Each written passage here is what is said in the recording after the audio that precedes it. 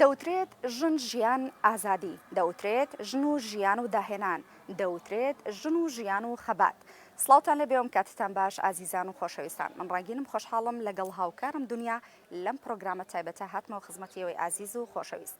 ئەمڕۆ هەشتی مارسە جوانتر بڵین ڕۆژی جیهانی ژنانە وی ئەم پرۆگراممان لەگەڵ هاوکارم دنیا تایبەت کردووە بە باسکردن لە سەرتوانەکانی ژنان و بەرەو پێشچوونەکانیان لا کۆمەلگادا. پێم خۆشە سەرتا سڵاوێک لە هاوکارم دنیا بکەم.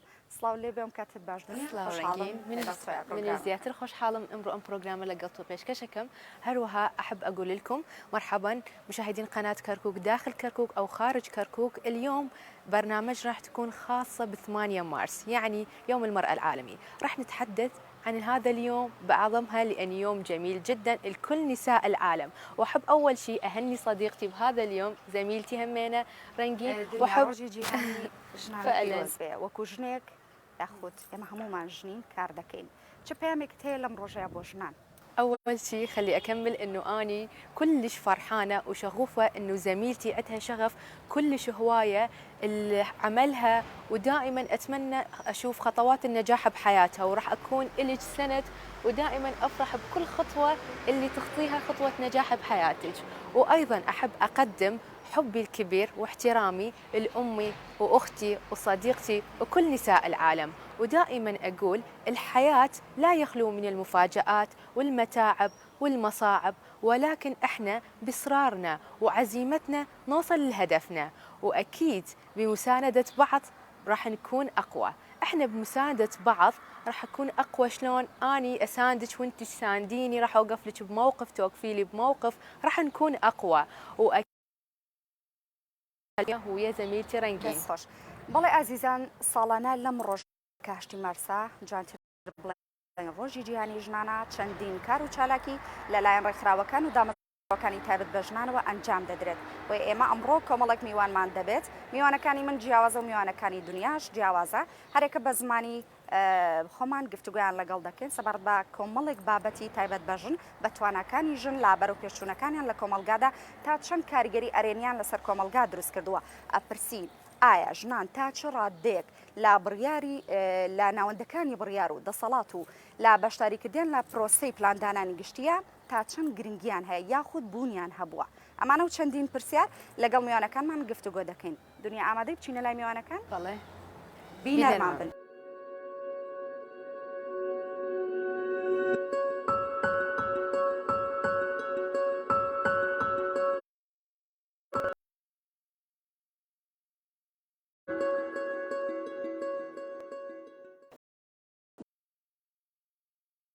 بەڵێ ئازیزان یەکەم میوانمان دەچینە لای مامۆستا سروە کە لێ پرسراوی بەشی ژنانی ماڵبەندی دوی کەرکووکە دەچینە لای و سەبارەت بە کۆمەڵێک بابەت پەیوەست بە ژن گفتوگۆی لەگەڵەکەین. سڵاو لێ بێم کاتت باش هات.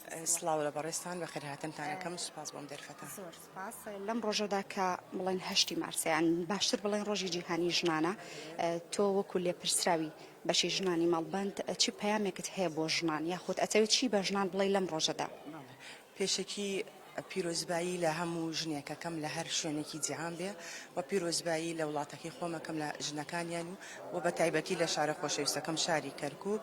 هیوادارم لەم ڕۆژەیە هەمومان بە یەک دەنگەوە بڵێن نابۆ توندوتیژی دژی ژنان ئیتر ستۆپ بێت و توندوتیژی کەمەوە بێت و هەتاکۆم بتوانین نەوەیەکی چاک، نەوەیەکی نوێ، نەوەیەکی پەروەردەی تەندەروست دەروون تەندروست بخەینە خزمەتی وڵاتەکەمە. زۆر باشە. خات و سروە دەزانینکەوە چەند ڕێکخراوێک یاخود چەند دامەزراوێکی تایبەت بە ژنان هەیە لە هەموو شوێنە جیاوازەکان بە تایبەتی لە شاری کەرکووکیش. هەندێکیان کاردانەوەی باشیان لە کۆمەلگایە هەبووە بەلای کۆمەلگاوە پەسەندن، هەندێکشان هەیە لە بابەتەکانی پێوەست بە ژن تا ڕادێک ڕەخنەی لێ ئەگرێ لەلایەن کۆمەلگاوە. ئێوەکو لێپرسراوی بەشی ژنانی مەڵبەند توانیوتانە لە ڕێگەی ڕێکخراوەکەتەنەوە چی بۆ ژنان بکەن؟ بەڵێ ئێمە یەکەم شتکە ئەومان کە ئەومە ئەو هەوڵەمان داوە کە ژنان ئەو سنوورە بشکێنێ نەترسێ بێتە پێشەوە خۆی لە پیاو کەمتر نەزانێت و یەکسان بێت لە مافەکانی. لەبەر ئەوەی ئێمە وەکو ژنانی کەرکووک کۆمەڵگایەکی داخراوین تایبەتمەندی خۆمانەیە لە ڕووی ئەمنیەوە، لە ڕووی ئەوەی کە ئێمە سێ قەومیەتین کورد و عەرەب و تورکمان و مەسیحەکان، بەڵام ژن ئێستا بەرەو باشی ئەڕوات وەکو ڕێکخراوە وەکانش من دەستخۆشی لە هەندی ڕێکخراوەکەم کە توانیوێتی کێشەی ژنان چارەسەر بکات و بە شێوەیەکی زۆر تەندروست و باش. بۆ نمونە ڕێکخراوی ئەمەلمان هەیە کە پێی ئەوترێ ڕێکخراوی ژنان، هەر کەسێک کە لە دەربکرێت یان تونند و تووژی بەرامبەری بکرێ ئەیگرێنە خۆیان و دوجار ئەیبەنە شەڵتەرێکی لە سلێمانی. بەڵام ئێمە ئەو معاناتی هەمانە ئەو بربەستی هەمانە ئێستا کە شەڵتەرێکمان نییە لە کەرکووک کە بتوانین شەڵتەرێک لە کەرکووک بکەینەوە هەر ژنێک تونند و تیژی بەرامبەری بکرێ یان بە تایبەتی تهدیدی کوشتن ئەکرێ شوێنێکمان نییە لە ماڵی مختارەکە ئەمێنێ دەکراوەتەوە. بەڵێ هۆکارەکەی ئەگەڕێنمەوە بۆ محافەزا بینا هەیە شوێن هەیە بەڵام دابینی ناکەن. ئەو ژنانی کە هەڕەشی کوشتنیان لێکرێ ئەبیا لە ماڵ مختارەکە بمێنێتەوە شەو یانش ئەی کوژن یانش لە جادە ئەمێنێتەوە هەتاکۆم ئەو ڕێکێکی لە ڕێکخراوەکانی کەرکووک ئەیگرنە پەنابەرە بێت و ئەیگەێنە شەڵتەری سلێمانی کە کێشەیەکی گەورەتر دروست دەکات. یەکێ لەو کێشانە کە دروستە بێت عائیلەی ئەو کچە گول لە ڕێژی ئەو منەزەمەیە ئەکەن ئەو ڕێکخراوە ئەکەن هەوڵ تەهدیددانیانەکەن. بەڵام ئێستا خۆشبەختانە کە شورتەی مجتەمەعیش هاتووە ئەوش بە هاوبەشی لەگەڵ ڕێکخراوەکان ئیشەکەن هەر کەسێک کە تهدید بکرێ لە ڕێگای فەیسبوکەوە یا لە ڕێگای موبایلەوە یا لە ڕێگای هەر شتێکی ترەوە ئەمان ئەتوانن بە زووترین کات ئەو کەسە بدۆزنەوە سزای بدەن لە هەر شوێیە بێ تهدیدی موقعەکەیەکەن. ئەو یەکێ لە خاڵە ئیجابی و گرینگەکانە. زۆر باشە خاتۆ سروە ئێوە وەکەوەی کە ئاگاداری کەیسەکانی ژنانن یاسا یاخود بڵێ تا چەند دادپەروەر بووە لە یەکلایکردنەوەی کەیسەکانی تایبەت بە ژنان دەزانین کە لە ئێستا ژنان کۆمەڵێک گرفتیان بۆ دروستە بێ یاخود کۆمەڵێک کێشەیان هەیە چ بابەتی کۆمەڵایەتی بێت یاخود بابەتی خێزانی بێت. بەڵێ یاسا تا چەند دادپەروەر بووە بەڕووی ژناندا؟ یاسا هەتاکوم حەدێک باشە بەڵام دادپەروەر نەبوو بەرامبەر ژنان. بۆ نمونە ئەو قەرارە کە دەرچووە کە حەزانەی منداڵ بدرێتە پیاو کە ئێمە ئیشێکی زۆرمان لەسەری کرد کە حەزانە بسەندرێتەوە چونکە منداڵ هەر ئەتوانێت لای دایک بەحەوێتەوە و زۆر جاش ئەو کە گرنگترین و زەقترین کێشەمان دروستە بێت کە هەر شتێ بێت کێشەکە وانە ئەی بنە بواری ئەخلاقەوە ئەڵێن ئەمە ئەخلاقی تەواو نییە و ئەو کاتە ئەگە ژنەکە بکوژرێتش قەزی شەرەف ئەنووسرێت و ئەبێتە 6 مانگ حکومەدرێت و پیاوەکە بۆی دەرەچێت.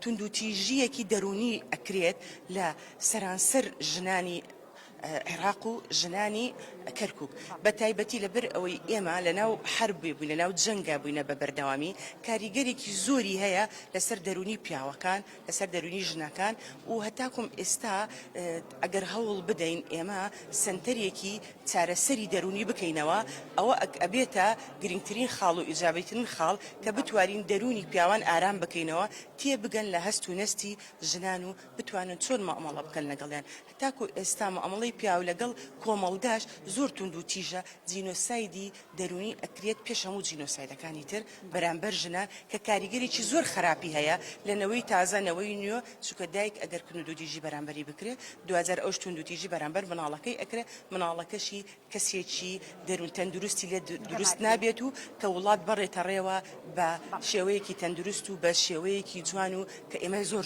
پێویستمان پێ. پیرۆزبایەکی زۆر گەرم بۆ هەموو ژنانی جیهان بەگشتی و ژنانی کورد بە تایبەتی لە ناویشانە دایکی شەهیدان خێزانی شەهیدان و خوشکی شەهیدان و ئەو جنەتێ کۆشەرانەی کە لە پێناوی بەدەستهێنانی مافەکانی ژنانە ماندوو بوون دەستی ماندووبوونیان نەگوشم پیرۆزبایی زۆر گەرمیان لێ یەکەم هیوادارم سارد نەبنەوە ئەمڕۆ لە هەموو ڕۆژە گەرم و گوڕتر خەبات بکەن بۆ بەدەستهێنانی مافەکانی ژن.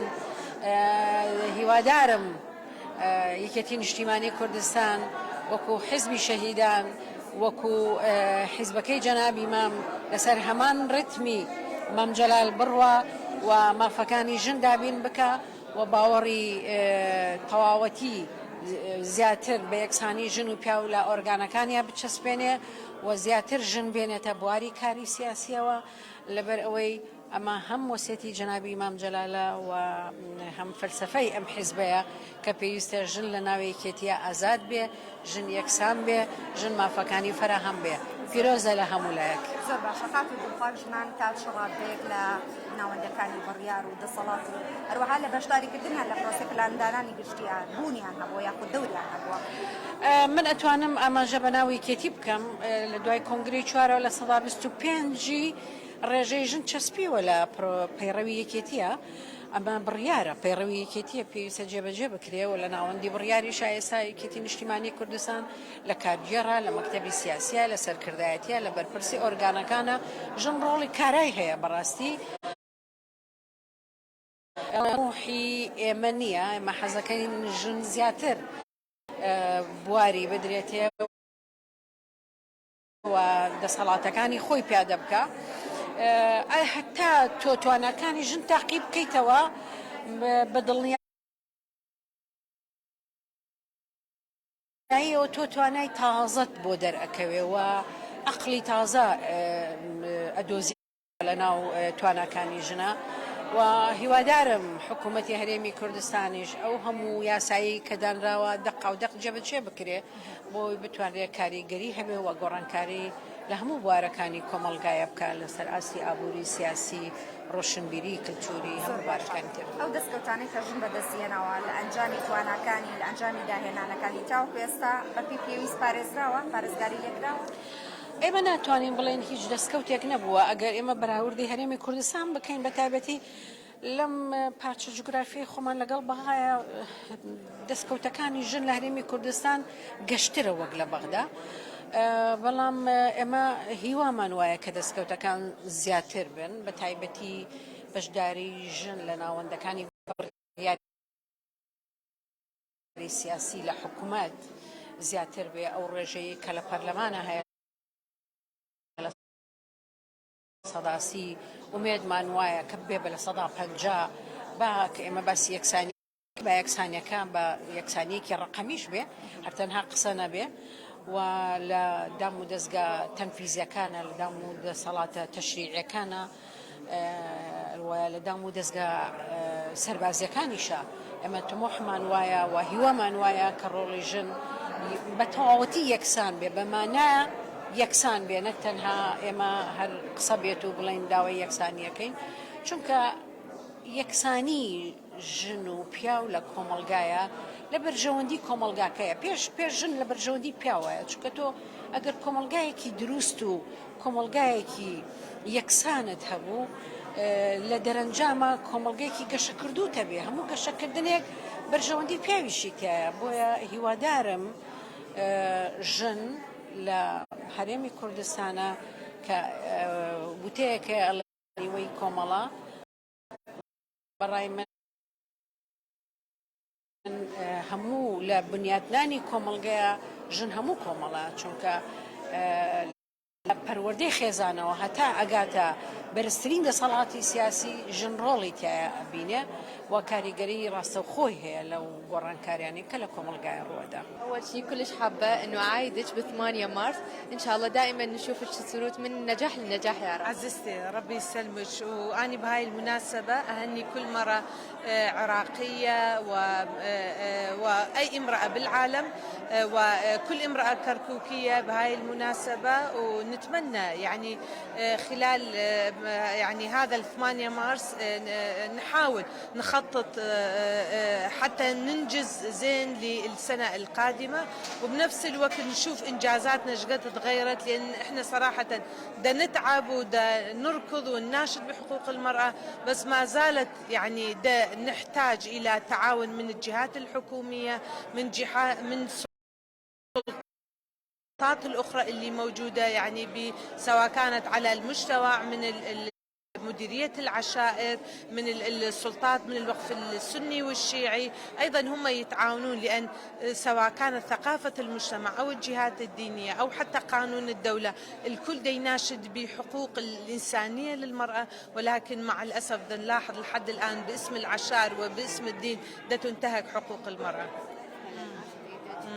اليوم كنت حابة أسألك إنه مدى قدرة النساء في التدخل على القرارات داخل السلطات الأمنية والسياسية بشكل عام؟ نعم صراحة يعني إذا نتحدث على السلطات التنفيذية، يعني سواء كانت كأكاديميات على مستوى مثلا جامعة كركوك أو على مستوى محافظة كركوك، نلاحظ تمثيل المرأة ضعيفة جدا، يعني وهذا نتيجة المحاصصة هي فقط صارت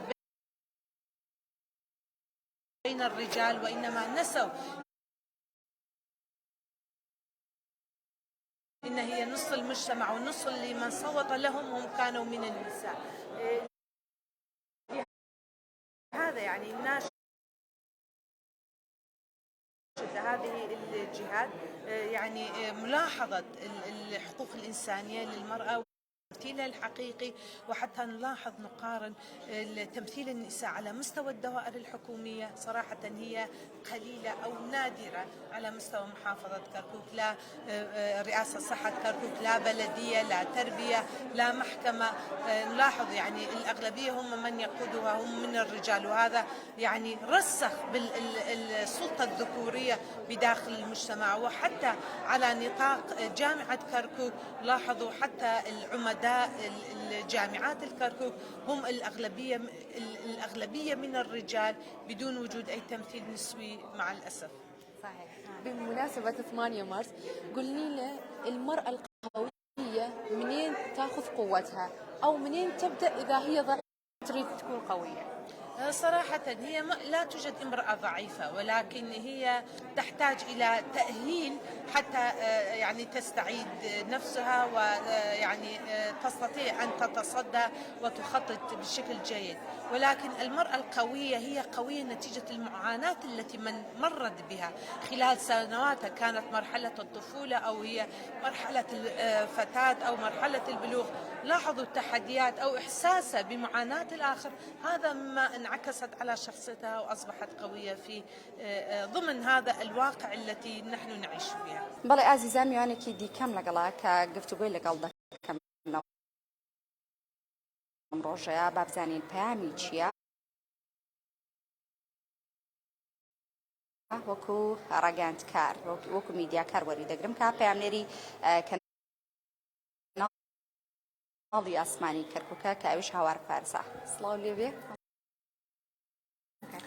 سڵاو ڕەنگین، دڵخۆشم ئەمڕۆ کارەکانمان بە یەکەوەیە، من وەکو ڕاگەیاندکارێک و تۆش وەکو پێشکەشکارێک هەر ئامادەی ئەمەوێ بم بۆنەوە پیرۆزبای خۆم لە تەواوی ژنانی جیهان و ژنانی قارەمانی کەرکووک بکەم بە تایبەتی کە بێ جێدان بە ئاستەنگەکان بەردەوامن لە کار و خەبات لە سەرجەم بارە جیاوازەکاندا. ئەمە پیرۆزبایی لە هاوکارانم بکەم لە کەناڵی کەرکووک لەو خانمە بێر و چاونت کە پێگەیتانە هەموو بربەستەکان لەو کەناڵە جوانەی کەرکووکە کارەکەن. با سوپاسی لێپرسراوی دەستگاکەمانەکە سەرپەرشتیاری گشتی کە بەردەوام دەستگاکەمان دەرگاکەی وڵایە بۆی زۆرترین کچ لەو کەناڵەوە بتوانن خەباتی ڕاگەیاندن بکەن. زۆر باشە. هەوار تۆ بە حکمەوەی کە لە ناوەندی ڕاگەیاندنا کار دەکەی ئاگاداری بەرەو پێشچوونەکانی ژنان تا چەند ڕۆڵیان هەبوو لە ناوەندە میدیایەکان لا بەرەو پێشچوونیان و هاتنیان بۆ میدیا بەگشتی؟ ئەوەی ئەبینن بەم چەند ساڵی دوایی کە خانمان ڕۆڵێکی زۆر باش کاریگەریان هەیە لە ناوەندە ڕاگەیاندنەکەیە، ئەبینین کچی زۆر باشمان بۆ پەروەردە بووە، هەم ئەوەی کە کچەکان خۆیان پەروەردە کردووە، هەم ئەوەی کە لە ڕووی دەستگاکەمانەوە کە سەر بە مەکتەبی ڕاگەیاندنی یەکێتی نیشتیمانی کوردستانە کە یەکێتیش هەمیشە ڕۆڵی باڵای هەیە لە هاتنە پێشەوەی خانمان لە سەر جەمبوارەکانە، بە تایبەت لە بواری ڕاگەیاندنا کە ئێمە کۆمەڵێک ئەستێرەی درەوشاومان هەیە لە شاشەکانە کە لە پێشوو وە لە ئێستاشا کارەکەن و ئەتوانین بەڵێن یەکێکن لە فەیسە جوانەکانی سەر شاشە سەنگینەکانی یەکێتی نیشتیمانی کوردستان. ئێستاش لە کەناڵی کەرکووک ئەبینین کە هاوشانی من و تۆ چەندین خانمی دیکەمان هەیە لە ڕووی هەم لە بەرامبەر شاشەکان و هەم لە کۆنتترۆڵ و لە کارەکانی دیکەی لە پشتی کامێرەوە کار و خەباتی خۆیانەکەن و شان بە شانی پیاوان توانیمان ئەو یەکسانیە ڕابگرین. بەڵێ ئازیزان، ئێستاش میوانێکی دیکەم لەگەڵا کاوکو خانمێکی ئاسایی وەکو خانمەکانی دیکە کە لەم کۆمەلگایەدا ژیان بەسەر بابزین لەم ڕۆژداکە وەکو خانمێکی ئاسایی خۆکو ژنێکی ئاسایی لەم ڕۆژە چۆن پشگیری لە ژنانەکە پیرۆزبای خۆی چۆن ئەگەیەنە کە ئەوش خاتو گوڵبەهارە وەکو ژنێکی ئاسایی. خاتو گوڵبەهار سڵاو لێ بێ 8 مارس مارست پیرۆزبێ لەم ڕۆژات چۆن پیرۆزبای خۆتەگەینی و پامت چیە بۆ ژنان؟ پەیامم ئەوەیە سەرەتا پیرۆزبایی دانەکەم بە خێراتن دانەکەم سەرەتا پیرۆزبایی لە هەموو ژنانی جیهانەکەم بە تایبەتی ژنانی کەرکک لەم ڕۆژی پیرە لە 8 مارسا داواکارم مافەکانی ژنان پێشێل نەکرێ وەکو هەر تاکێکی ژن ئێمەش لە کۆمەڵگا بەشدار بین لە هەموو کایەکانە. هەر وتەیەکم هەیە بە وتەیە بەشدارەکەم ئەڵێم بێ ژن ژیان نابێ. احنا المعروف عن النساء العراقيات بالذات، وانا اتكلم عن النساء العراقيات والكركوكيات، انهم هم صراحه نساء يعني اقوياء، مروا بظروف عده، مروا الازمات اللي صارت والصراعات الفتره الاخيره اللي صارت بالذات، المراحل اللي مروا بها جدا كانت صعبه عليهم. مع ذلك النساء يعني بالرغم اللي عانوها بقوا في على مستواهم، وبالعكس ساندوا الرجال، بالعكس كانوا يتخطون خطوات سريعة. يعني احنا اللي دا نشوفه مع الأسف بالرغم من القرارات، بالرغم من الاتفاقيات اللي دا تصدر من الدولية والمحلية، مع ذلك نشوف النساء مقيدات، حركتهم مو بحرية، وهذا يرجع طبعا للظروف اللي مروا بها، يرجع للمجتمع الذكوري مع الأسف اللي ما يساندهم، مع احترامي للبعض انهم يساندون النساء، بس بالرغم من ذلك بدنا نشوف احنا التطورات اللي دا تصير، نشوف بالواقع حالنا احنا بالدوائر، نشوفهم بالأسواق، بالشوارع، النساء دا تتخطى كل هذه الأزمات وتوصل إلى مراحل جدا أحسن من اللي فاتت.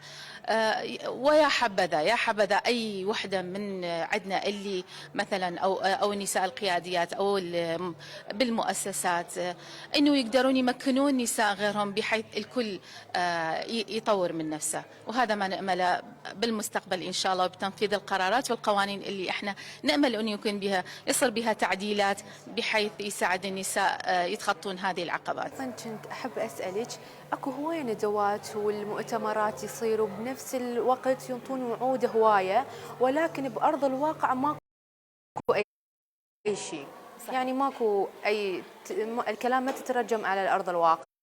هي احنا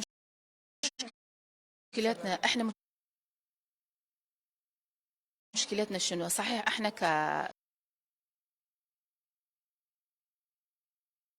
كنساء مثلا، ماني ما اقول كنساء بالمؤسسات الدوله او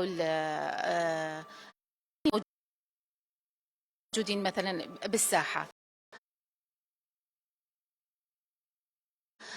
صحيح احنا نقيم جلسات، نقيم حملات توعيه، هذه شنو الهدف منها؟ احنا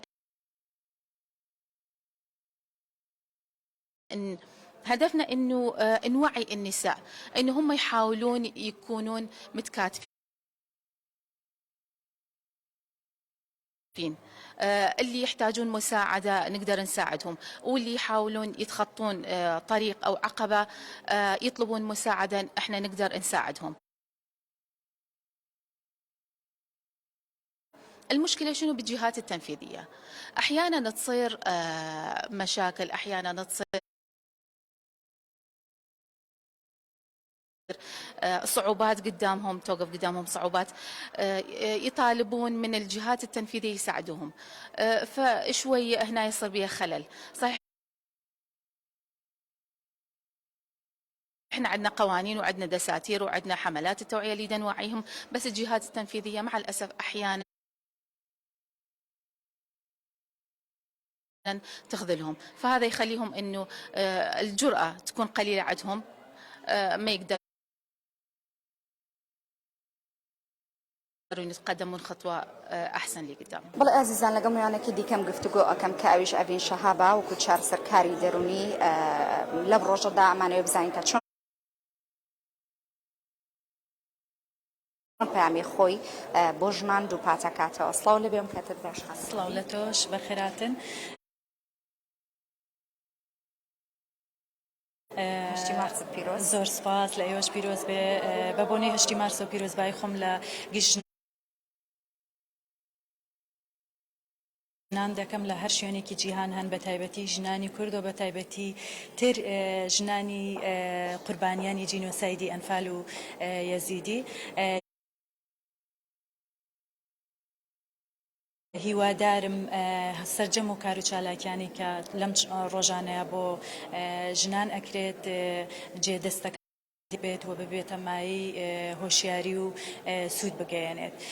من دڵخۆشم سەبارەت بە ژنان لەبەرەوەی ژنان سوپاس بۆخوا ئێستا زۆر بەرەو پێش چوونە هەلی کار بۆ ژنان زۆرە ژنان زۆر جەریئانە چوونێتە پێشەوە ئەتوانن ئیشی تایبەتی خۆیان هەبێ ئەتوانن بیر و بۆچوونەکانیان دەرببڕن ئەتوانن داوای مافەکانی خۆیان بکەن دیفاع لە مافەکانی خۆیان بکەن و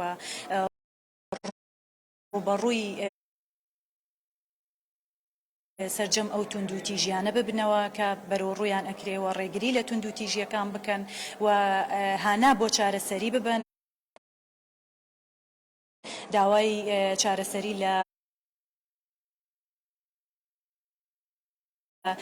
سەرجەم کەسانی پەیوەندیدار بکەن کە ئەمەش جێگەی دڵخۆشیە بەڕاستی دووبارە پیرۆزبایی لە سەرجەم ژنانەکەم بە تایبەتی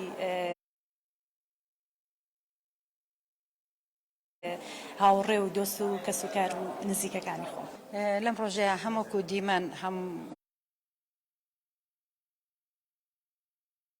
وەکو کەسێکی ڕێکخراوی یان وەکو کەسێکی چالاکەوان لەو مەجاالە لێرەوە درود و سڵاوە نێرم بۆ ڕۆحی پاکی هەموو ئەو شەهیدانی کە لە ڕۆژەڵات و ڕۆژئاوا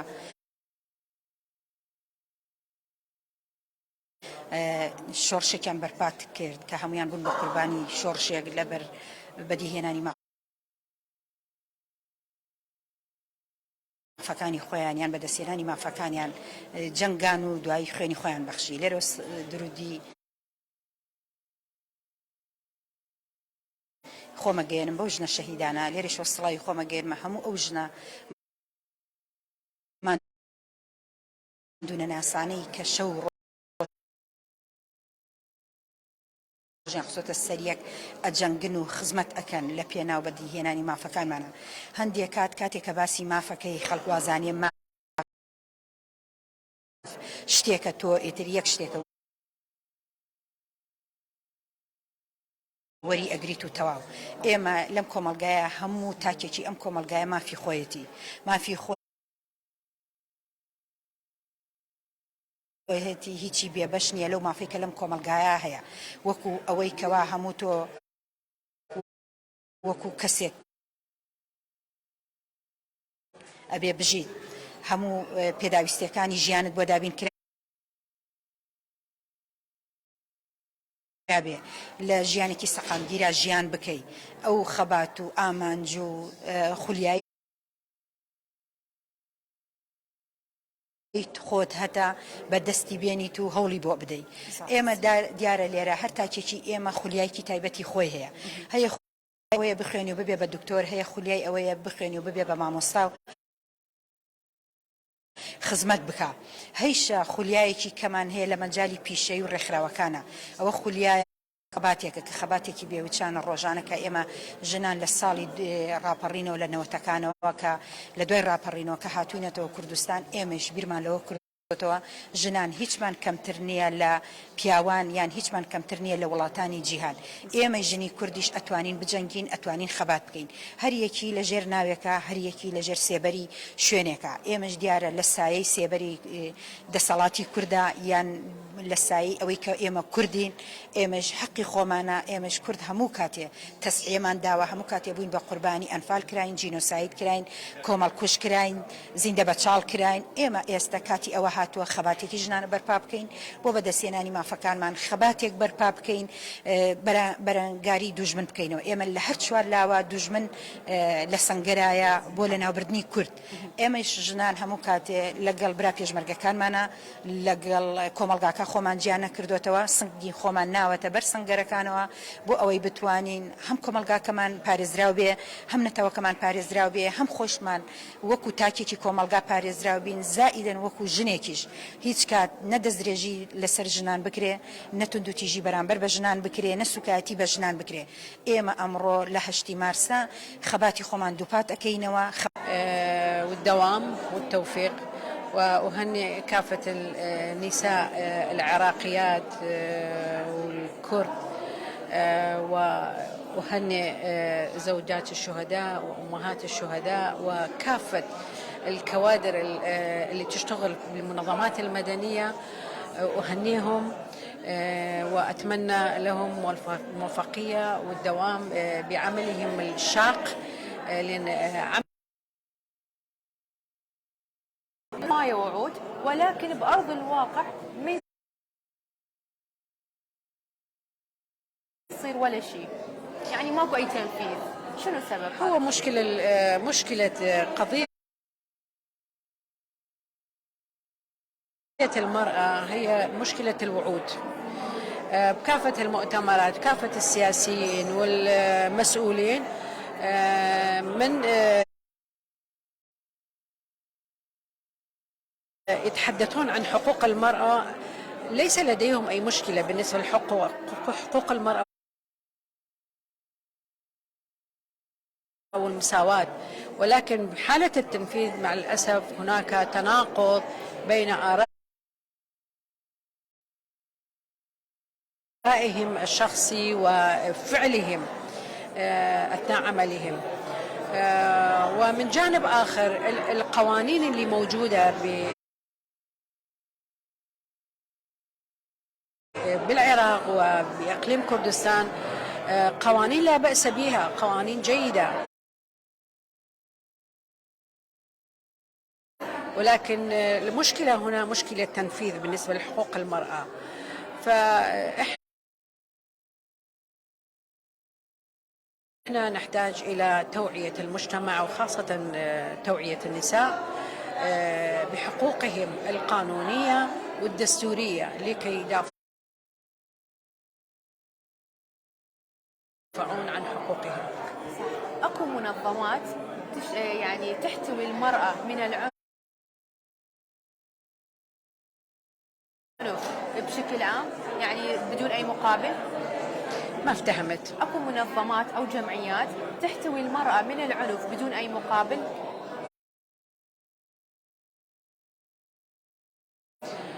هو المفروض كل منظمة من تشتغل يكون لها الدعم. هذا الدعم يجب أن يكون من المنظمات الأعلى، مثلا من خلال منظمات الأمم المتحدة. أنا قصدي إنه ما يكون لها دعم إذا هي موجودة وحدها. صحيح، لا يجب أن يكون لديها دعم من منظمات أعلى منها، مثلا المنظمات المتخصصة مثل منظمة الأمم المتحدة اللي عندها برامج خاص لدعم هذه المنظمات. وللأسف الشديد كثير من هذه المنظمات النسوية والمدنية محتاجين حتى يدقون باب الأحزاب السياسية لكي يمولهم. من يمولهم يكونون تابعين لهذه الأحزاب، ويجب يتحدثون باسم هذه الأحزاب، وبالنتيجة ما يخدمون قضية المرأة. سەرەتا دەستخۆشیتان لێکەم پیرۆزبایی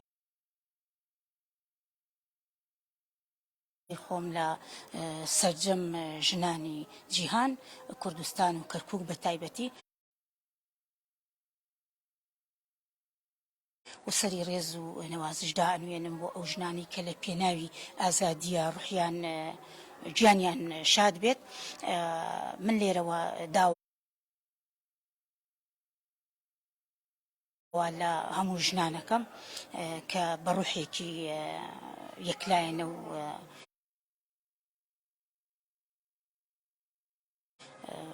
کار بۆ پێشخستنی ژنان بکەن و ڕۆژی جیهانی ژنان لە هەموو ژنان پیرۆز بکەن. زۆر باشە خاتوژیان تا چەند گرنگێکەوە ژنان لە نێو خۆیاندا یەک ڕیز بن، یەک دەست کار بکەن بۆ داڕشنەوەی بەرنامەیەکی استراتیژی واقعی بۆی کە پاڵپشتی لە ژنانی دیکە بکەن بۆی بێنە نەو بوارەکانەوە لەسەر جەم بوارە جیاوازەکاندا؟ بەدڵنیاییەوە ئێمە ئەوە داوای هەموو کات و سات و بەرنامەمان ئەوە بووە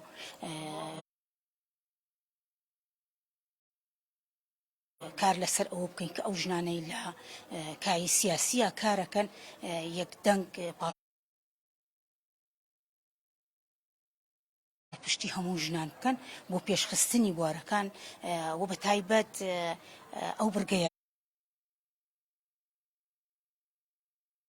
سایەنە کە دژی ژنانە یاخود لە بەرژەوەندی ژنانانیە کاری لەسەر بکەن چکە ئەگەر کاتێ بە یاسا کارمان کرد بێکەمتر بێتەوە تونند و تیژیەکانمان و ژنان بتوانن خۆشیان پێش بخەن و داوای کەشم هەیە بۆ ژنانی ئەمانەی کە بۆکو خۆمان باڵێن لە کای سیاسەکانیش نەبن بەڵام کار لەسەر بە پێوەستانی خۆیان بکەن ژن توانی بڵێ من هەم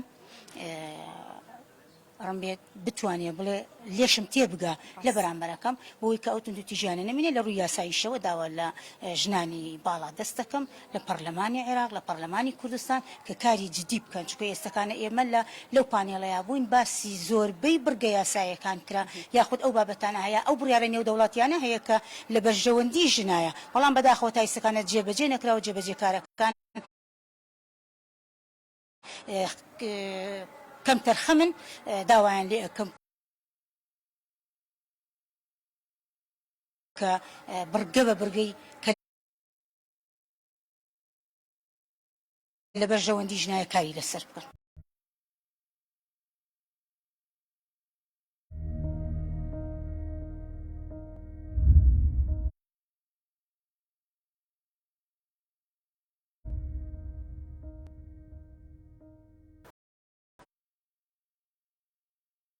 هەر لە کۆمەلگا سەرەتاییەکانەوە تاوەکو ئێستا ژنان بەداهێنانەکانیان توانیوانە بەرەو پێشچوونێکی باش بە کۆمەلگا ببەخشن. اللي قالوا منهم انه النساء لهم مساحه كلش هوايه ويقدرون يسوون هوايه اشياء ولكن اكو مقاومات ماكو هنا ومحتاجين مساعده منهم. بالنهايه راح اقول انه انا امراه اصنع التغيير وكلي فخر لانه املك هذا الاثر. وشكرا لكم وشكرا لمشاهدتكم ومع السلامه. خواتان لەگەڵ.